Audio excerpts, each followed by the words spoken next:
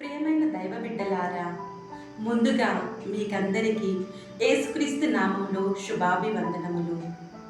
ఈరోజు తల్లి శ్రీ సభ 13వ సామాన్య ఆదివారంలోనికి మనందరినీ ఆహ్వానిస్తుంది. ఈనాటి పఠనాలు మనందరికీ ఒకే ఒక అంశమును నేర్పిస్తున్నాయి. అదేమిటనగా విశ్వాసము. తల్లి శ్రీ సభ విశ్వాసంతో జీవించమని మనకు నేర్పిస్తుంది. విశ్వాసము వలన మనలోని భయాలను, ఆందోళనను తొలగించి యేసు ప్రభునకు దగ్గరగా చేరుస్తుంది. విశ్వాసం అనగా ఏమి?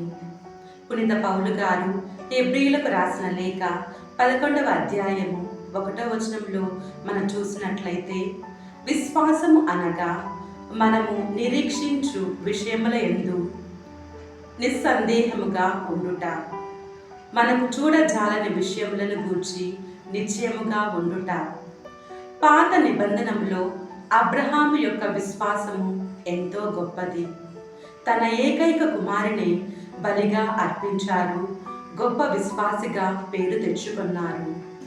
మోషే ప్రవక్త ఇజ్రాయేలు ప్రజలను విశ్వాసంలో ముందుకు నడిపించారు.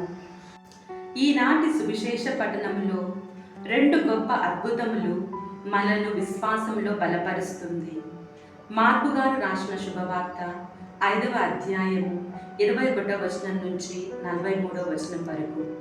మొట్టమొదటిగా రక్తస్రావ రోగి స్వస్థత, రెండవదిగా యాయీరు కుమార్తెకు జీవం పోయుట.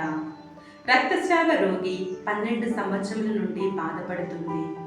అనేక అవమానములు, ఇబ్బందులు ఎదురయ్యాయి.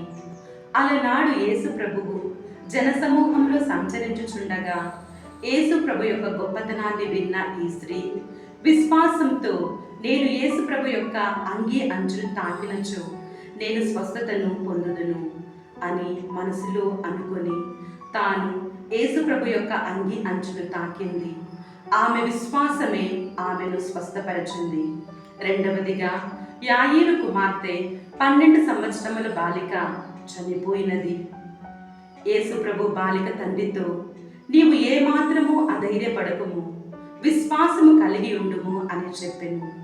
యేసు ప్రభువు ఆ బిడ్డను చేయి పట్టి తల్లి తాకుమి అనెను. వెంటనే ఆ బాలిక లేచి నడవసాగెను. ఈ 2 అద్భుతాలు మన విశ్వాస జీవితానికి గట్టి పునాదులు.